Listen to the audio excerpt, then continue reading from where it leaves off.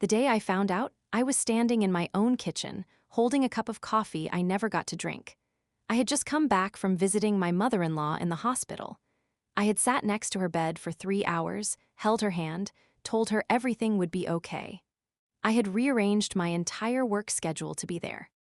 And while I was sitting next to that woman's hospital bed, praying for her recovery, she was on the phone with my husband arranging how to move my name off the house we built together. Not our house. My house. The one I paid for. The one I signed the loan for. The one I painted the walls of with my own hands on a cold Saturday in November while my husband watched football in the next room. I found out because of a text message. Not sent to me. Sent to his sister. Accidentally forwarded to our shared family email account. One sentence. 14 words. And those 14 words broke something in me that had been cracking for 7 years. Before I tell you what those 14 words said, I need to ask you something. If the person who was supposed to protect you was the one quietly destroying you, how long would it take you to notice? How many times would you forgive what your gut already told you was wrong? Stay with me. Because what happened next changed how I see loyalty, family, and what forgiveness actually costs. My name is Amelia Wilson, and I want to tell you about the 7 years I spent being the most devoted person in a room full of people who had already decided I did not belong there. I was 31 years old when I married Daniel. I remember that day very clearly, not because of the flowers or the dress or the dancing, but because of how certain I felt. I was not a nervous bride. I was not filled with doubt. I was calm and happy and so completely sure. I had known Daniel for 4 years before we got married. We had built something real together, or at least I thought we had. I had helped him through a period when his business was struggling. I had worked double shifts at my own job so we could cover both our bills without him feeling ashamed. I had never once thrown that in his face. I thought that was what love looked like. His mother, Margaret, had been cold to me from the first day we met. I do not say that to paint her as a cartoon villain. I say it because it was the truth, and I spent too many years pretending it was not.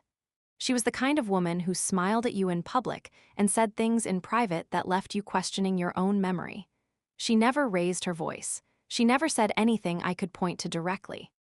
But every holiday dinner I ever attended in that house left me feeling like I had walked into a room where my seat had already been given to someone else. I kept trying. I want to be honest about that. I was not passive. I sent flowers on her birthday. I called her on Sunday afternoons. I learned to make the soup she liked because Daniel mentioned once that she had a hard week. I showed up. Every single time. Not because I was a pushover, but because I believed that consistency and kindness would eventually soften even the coldest distance.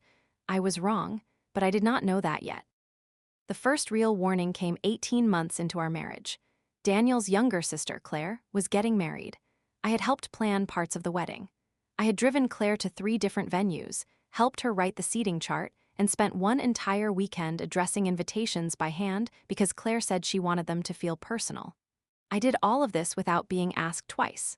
When the wedding day came, I was placed at a table in the back corner of the reception hall. Not with Daniel's immediate family. Not near the front. In the back, between 2 of Claire's college friends who did not know who I was and did not particularly want to find out. Daniel laughed when I mentioned it later. He said I was being sensitive. He said his mother had arranged the seating and it was not a big deal. He said Claire's wedding was stressful and maybe this was not the best time to bring it up. I let it go. That was the first time I let something go that I should have held on to. The second warning came 2 years later. Daniel's father passed away. It was a sudden loss and the family was devastated. I stepped in immediately. I handled the funeral arrangements alongside Margaret because she was too overwhelmed to focus. I made the phone calls. I coordinated with the funeral home. I reached out to extended family members Daniel had not spoken to in years. I stayed up until 2 in the morning organizing the reception after the service. I did not do any of this for recognition. I did it because that is what you do for people you love. But when the family sat down to go through the estate, when the lawyer arrived and the documents were laid on the dining room table, Margaret looked directly at me and said that it might be better if I waited in another room. As if I were a guest. As if 7 hours of showing up had counted for nothing. Daniel did not say a word. I waited in the kitchen for 2 hours while my husband sat in the room where decisions were being made about the family I had married into. I made myself a cup of tea. I stared out the window at the backyard I had helped replant the summer before. And something shifted in me that afternoon. Not dramatically, not loudly, just a small, quiet shift. Like a door that had been open for years finally beginning to close. After the estate was settled, things in our house changed in ways I could not quite name. Daniel became more secretive with his phone.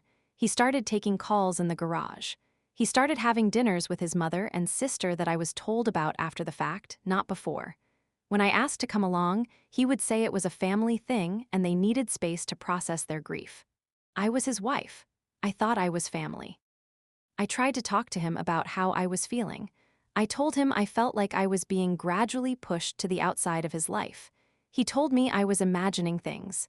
He told me I was being dramatic. He used the word dramatic 4 times in that one conversation. I counted. I decided to give it time. I told myself grief does strange things to people. I told myself Margaret was processing the loss of her husband and needed her son close. I gave Daniel and his family more grace than they had ever given me. And in doing that, I gave them more time to get organized. The house had been mine before we married. I want to be completely clear about that. I had purchased it 2 years before Daniel and I got together. It was a small house, not perfect, but it was mine. I had saved for the down payment for 3 years. I had researched the neighborhood for months. I had sat in that empty house the day I got the keys and cried happy tears because it was the first real thing I had ever owned entirely by myself. When Daniel and I got married, we talked about the house. We agreed it would be our home. I added his name to the deed because I loved him and because I believed we were building something permanent. That decision would come back to haunt me in ways I was not yet able to imagine. About 5 years into the marriage, Daniel started a conversation about refinancing the house.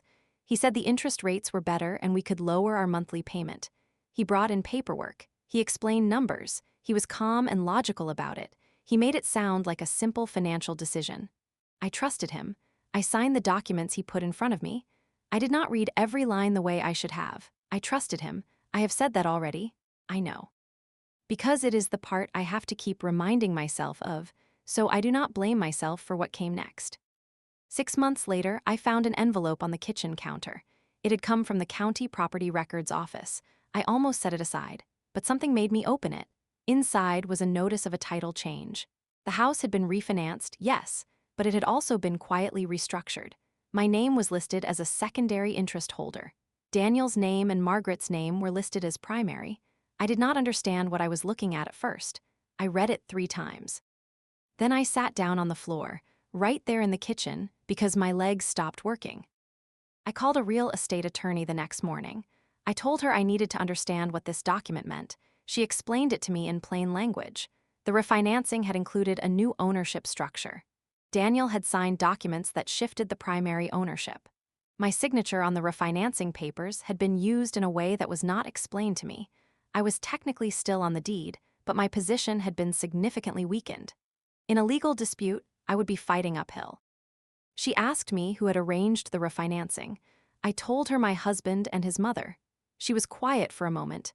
Then she said I should come in and bring everything I had. I did not go home and confront Daniel that night. I want you to understand why. Not because I was afraid, not because I was weak, but because something in me had finally become strategic.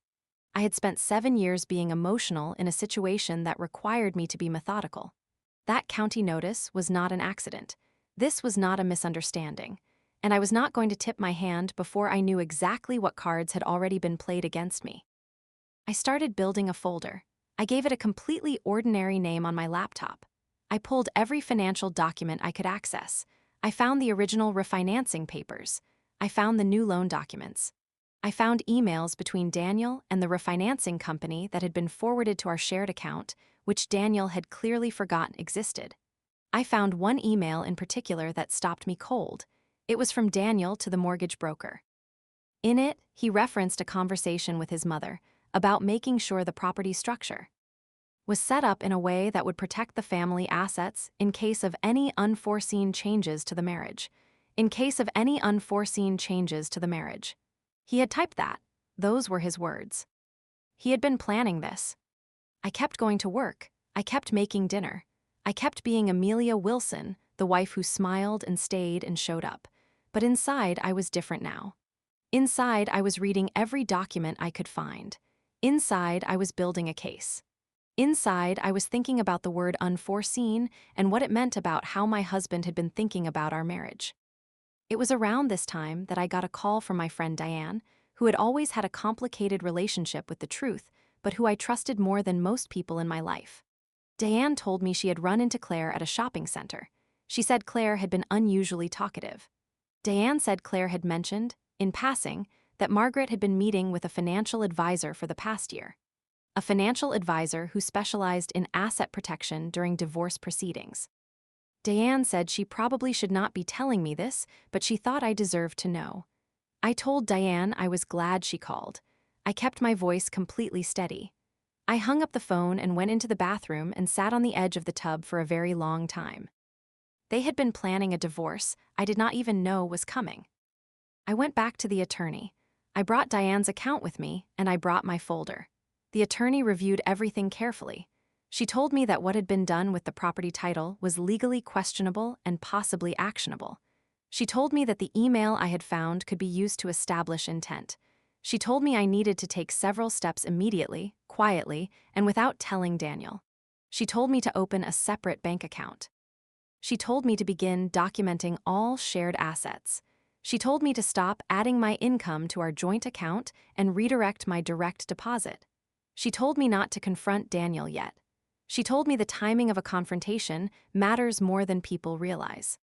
I did everything she said. I moved carefully. I did not change my behavior at home. I still made dinner on Thursdays. I still watched television with Daniel on weekend evenings. I still asked about his day and listened to the answers.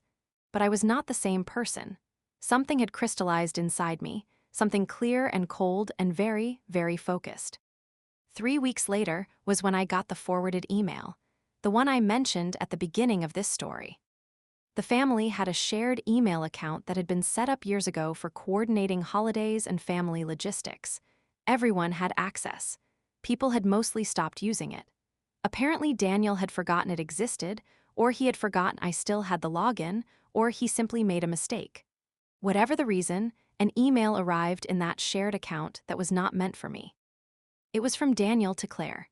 It was 4 paragraphs long. I am not going to read it word for word, but I will tell you what it said. It said that things were moving on schedule. It said the financial advisor had confirmed that the asset restructuring was solid. It said Margaret was doing better since the hospital stay and that she was glad the timing had worked out the way it did. It said that once things were finalized, Claire would receive her portion as discussed. And then, near the end of the 3rd paragraph, there was one sentence that I have not forgotten and will never forget. It said, "Amelia has no idea what's already been decided. By the time she figures it out, there won't be anything left to argue about." Amelia has no idea what's already been decided. I read that sentence so many times that the words stopped looking like words. I printed the email. I put it in the folder. I sent a copy to my attorney. And then I sat in the car in the parking garage of my own workplace in the dark for 45 minutes, not crying. I was past crying. I was somewhere very quiet inside myself, a place I had never been before, a place where I understood exactly who I was dealing with and exactly what I needed to do. The attorney called me the next morning. She had reviewed the email. She said it was significant. She said the reference to the hospital stay was interesting and asked me to think carefully about whether Margaret's hospitalization had coincided with any paperwork I had signed. I went home and checked the dates.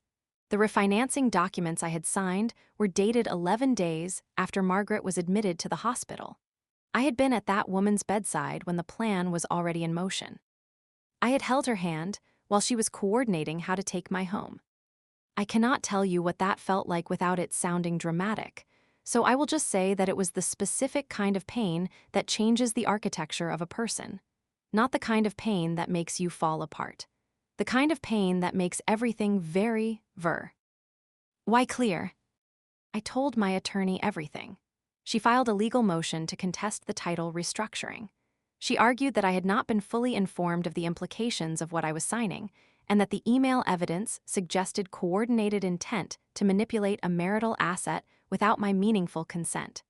She also flagged the situation to a colleague who handled marital financial cases. This was not a small move. This was the beginning of a very serious legal process. At home, I continued to behave normally. I have to be honest, this was the hardest part. Not because I wanted to scream, though sometimes I did, but because I knew that the moment I showed my hand, Daniel would call his mother, they would get their own attorney, and the window I had to protect myself would narrow significantly. So I kept making dinner. I kept saying good morning. I kept being Amelia. About 2 weeks into this period, something happened that I had not planned for. Daniel told me he wanted to go on a trip, just the two of us. He said he felt like we had been distant and he wanted to reconnect. He said he had been thinking about us and he wanted to remember why we worked. He looked me in the eyes when he said it. He reached across the table and put his hand over mine. And for just a moment, I felt the old pull. The pull of the person I had believed he was. The pull of 7 years of mornings and dinners, and hard days and small kindnesses that had felt real even when other things were not. I said I would think about it. I called my attorney the next day and told her. She said it was possible the trip was genuine. It was also possible that someone had tipped Daniel off that things were shifting and he was trying to buy time or change the emotional dynamic before the legal situation developed further. She told me to trust my instincts. She told me to notice everything. I did not go on the trip. I told Daniel I had a work project I could not move. He seemed disappointed. He pressed a little. Then he let it go. And the way he let it go, too quickly, too smoothly, told me something I did not want to know. A week after the trip conversation, I received a call from my attorney. She had received a response filing from Daniel's attorney. Daniel had hired a lawyer. He had not told me. He had been smiling at the dinner table and asking about vacations while simultaneously preparing a legal response to my motion. She read me parts of the response. He was arguing that the refinancing had been fully disclosed and that I had signed willingly. He was arguing that my position as secondary interest holder was standard for the type of loan structure and not punitive. He was arguing that the email I had found was taken out of context. He had a lawyer making these arguments. He had been doing this quietly while I was across the table from him every single evening. I sat with that for 24 hours. Then I made a decision. I called my sister, Renata. Renata is 4 years older than me and she has a quality I have always admired and occasionally envied.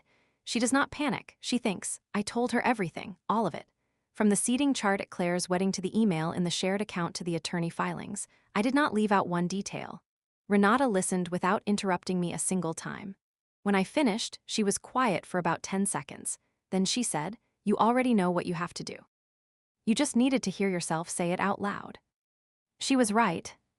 The next morning, I called a locksmith and had the locks on the house changed. I am aware that sounds sudden, but my attorney had confirmed that because the house had originally been solely in my name and the title change was under legal contest, I had a defensible right to make that move while the case was pending. She had given me the green light days before. I had been waiting for the right moment. The moment was now. I also sent Daniel a legal notice through my attorney's office.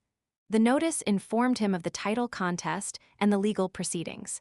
It informed him that I was aware of his retained counsel. It informed him that all further communication should go through our respective attorneys. It was formal, clear, and completely calm. I will never forget the moment Daniel came home that evening and found the locks changed. I had gone to stay with Renata. I was not there, but I know what happened because Daniel called my phone 17 times in the space of 40 minutes. I did not answer. He then called Renata's number. Renata answered, listened to him speak for about 30 seconds, and then told him calmly that I had retained legal counsel and that she was sure his attorney could assist him with any questions he had. Then she hung up. I watched her do it from across the room. I had never loved my sister more than I did in that moment. Margaret called me the next morning. She did not call to apologize. She called to tell me that I was making a terrible mistake. She said I was hurting the family.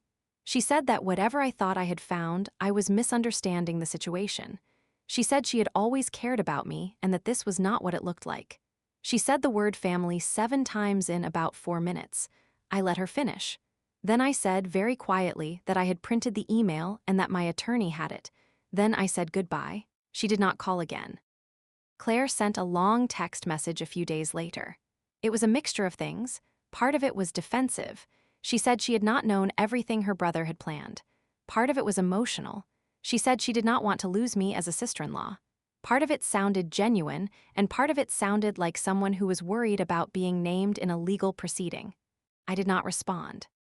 My attorney had advised me not to engage with family members outside of legal channels while the case was active.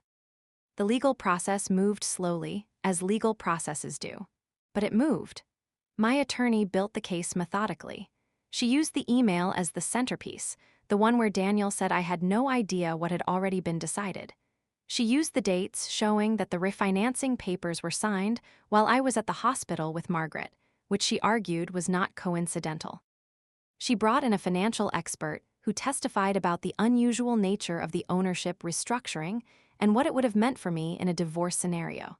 She established a clear pattern. During this period, I kept going to work. I kept paying my own bills. I had redirected my income to the separate account weeks before any of this became public, which meant I was not financially scrambling. I want to pause here and say something important. If you are ever in a situation where something does not feel right and you are not sure what is happening, protect your financial life first. Not out of paranoia. Out of basic self-respect. Because I do not know what I would have done if I had still been financially tangled with Daniel when all of this came out. I was only okay because I had moved carefully before the confrontation. Daniel's attorney made several arguments. Some of them were creative. One of the more interesting ones was the claim that I had known about and agreed to the ownership structure verbally, even if the written disclosure was incomplete. This argument required Daniel to claim that we had had a conversation I had no memory of because it had never happened. My attorney asked me directly if any such conversation had taken place. I told her no. She believed me. The financial expert's testimony ultimately did a great deal of damage to Daniel's position because the ownership restructuring was not, in fact, standard for the loan type. It was unusual. It was specifically unusual in the way it affected my rights. 3 months into the legal process, Daniel's attorney made a settlement offer. It was not a good offer. It was an offer designed to test whether I was tired enough to take less than I deserved. My attorney brought it to me. She laid it out clearly. She told me what accepting would mean and what continuing would mean. She did not pressure me either way. I looked at the offer for a long time. I thought about the years. I thought about the soup I had learned to make for a woman who had been planning to take my house. I thought about the email. I thought about the 14 words. Then I told my attorney to decline. Daniel's side sent a second offer 8 weeks later. It was better. My attorney said it was closer to fair. She said if we continued, we might get more, but we might not, and the process would take more time and cost more money. She said the decision was mine entirely. I thought about it for 3 days. I thought about what I actually wanted, not what I was owed in an abstract sense, what I actually needed to build a life I could feel good about. I accepted the second offer. Under the settlement, the title was returned to my name alone. Daniel was bought out of his share at a valuation that was not favorable to him because of the legal circumstances. The financial entanglement was unwound. We filed for divorce. It was not contested at that point. The man who had been quietly arranging for me to have nothing was now cooperating with a legal process that was unraveling the plan he had built with his mother, in secret, while I sat next to that woman's hospital bed.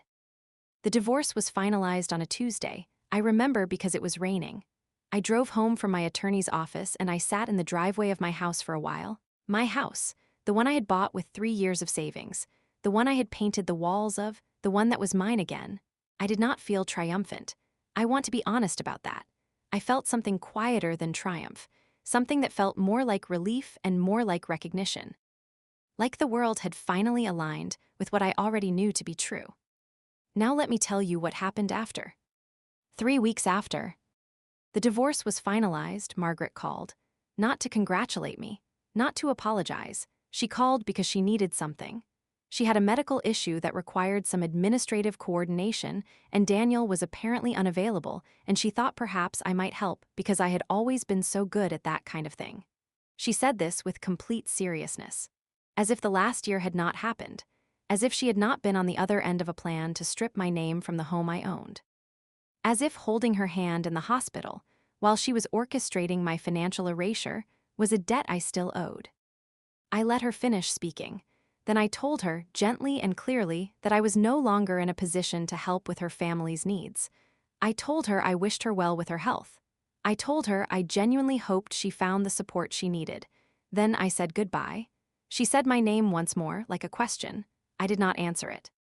Claire reached out about 2 months later. It was different from the legal period text. It was shorter. It said she was sorry. It said she had not understood what was being planned until it was already in motion and she had not known how to stop it or whether to say something. It said she had thought about reaching out many times. I read that message several times. I thought about whether it was true. I thought about whether it mattered. I thought about the fact that Claire had sat in her mother's house in that room while the estate was discussed while I waited in the kitchen. I thought about the fact that she had received a portion as discussed. I thought about all of it. I wrote back one sentence. I told her I believed that she was sorry, and then I did not write again. Daniel I did not hear from directly for a long time. When I did, it was unexpected. It was about 8 months after the divorce. I ran into him at a grocery store, of all places, a grocery store. He was standing in the produce section looking at oranges. He looked smaller than I remembered, not physically, just somehow smaller. He saw me. We both stopped. He said my name. I said hello. He asked how I was doing. I told him I was well. He said I looked well. There was a long pause. Then he said he thought about reaching out but was not sure if that was okay. I told him that was probably a good instinct. He nodded. I pushed my cart forward. And that was it. That was the entirety of our conversation after 7 years of marriage. It was less than 2 minutes long, and it was the most honest conversation we had ever had. I want to talk about the quiet part of what happened after, not the legal facts, not the settlement terms, the internal part. For a long time after everything, I kept going over the timeline in my head, trying to find the moment I should have seen it, trying to locate the turning point where things changed. And I have come to believe that there was not one turning point. There was a slow accumulation, a seating chart, a kitchen wait, a call not taken, a word like dramatic used one too many times, a hand held in a hospital room that was already holding something against me. None of those things alone would have been enough to name. But together, they formed a pattern that I kept refusing to call a pattern, because naming it meant accepting what it meant. I have thought a lot about why I stayed so long. Why I kept making soup and sending flowers and being so relentlessly present for people who were not being honest with me. I do not think it was stupidity. I do not think it was weakness. I think it was a belief, a real and sincere belief, that love, when given freely and consistently, would eventually be met.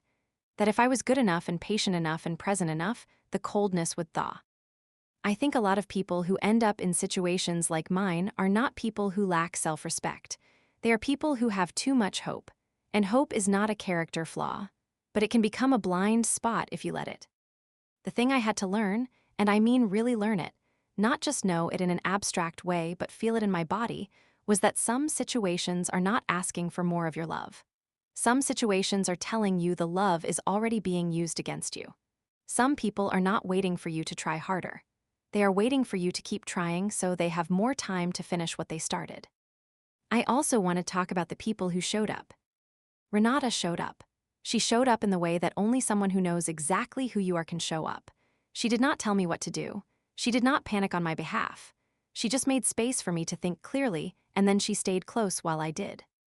My friend Diane, who I had always considered a little unreliable, delivered the most important information at the most important moment and never asked for anything in return. My attorney, a woman I had never met before I walked into her office holding a county property notice, treated my situation with a seriousness and care that I will be grateful for the rest of my life. There were people in my corner, not many, but the right ones. I moved back into the house fully about 6 weeks after the divorce was finalized. I had been at Renata's for the legal period and I was ready to come home. The first night back, I stood in the kitchen, not the kitchen where I found the county notice, the kitchen I had always loved, the one with the window that faces the backyard. I made myself a cup of coffee that I actually drank this time. I stood there in the quiet and I did not feel lonely. I felt something I do not have a perfect word for. Settled maybe, returned to myself, like I had been away for a long time and I was finally back in the right room. I repainted the hallway that summer. I chose a color Daniel had said was too bold.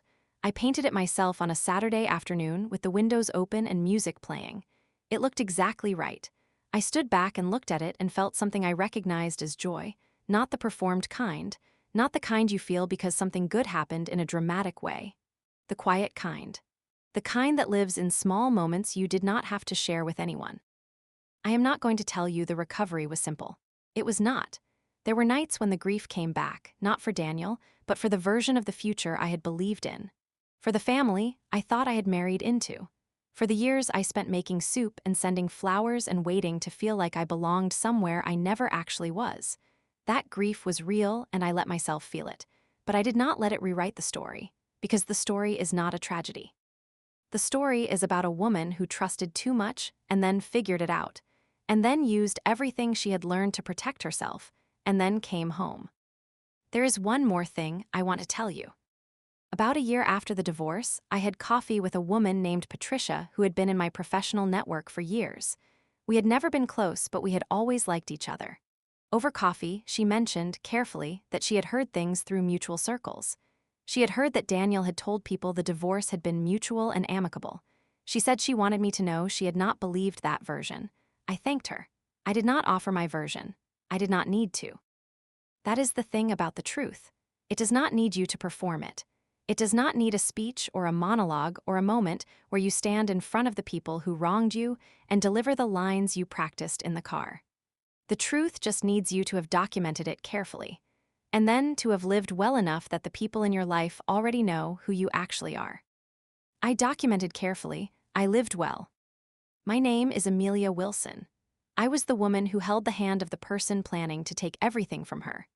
I was the woman who forgave and stayed and tried, and I was the woman who finally stopped. I was the woman who walked into an attorney's office with a folder and a county notice and a quiet fury, and I was the woman who walked out of that same process with her house, her name on the deed, and her life back in her own hands. I have my coffee now, in my kitchen, in my house, looking out the window at the backyard I planted. The soup I make now is the kind I actually like, and the walls are the color I actually chose. I am not angry anymore. I want to say that clearly. Not because I have forgiven in the way that means what happened was okay. It was not okay. But because anger was the energy I needed to get through, and I used it all the way through, and now that I am on the other side, I do not need to carry it anymore. What I carry instead is clarity. What I know now that I did not know then. What I will never again allow. What I deserve, which is simply the truth, simply loyalty, simply a room where my seat is actually my seat. If you are sitting somewhere reading this or listening to this, and something in your life is making you feel like you do not quite belong in the story you are living, I want to say this to you. Your instincts are probably right. The discomfort you keep explaining away is probably trying to tell you something. The people who love you do not make you wait in the kitchen. They do not use the word dramatic when you describe feeling hurt. They do not plan things and call it protecting the family. The people who love you want your name on the door. They want you in the room. They want you to know everything. You are allowed to stop forgiving people who keep doing the thing they are being forgiven for. You are allowed to build a folder. You are allowed to change the locks. And you are allowed to stand in your own kitchen on a quiet evening, in a house that is yours, drinking coffee that finally gets to be hot, and feel, all the way down, that you are exactly where you belong. Amelia's story is not about a dramatic explosion or a public confrontation. It is about the long qui. At cost of trusting the wrong people and the slow, powerful choice to stop. If any part of this story felt familiar to you, if you have ever waited in a kitchen that should have been yours, if you have ever made soup for someone who was already planning against you, drop a word in the comments. Tell me what hit hardest. Tell me what you would have done differently. And if you know someone who needs to hear this story today, send it to them. Sometimes a story is the thing that finally gives someone the language for what they already know.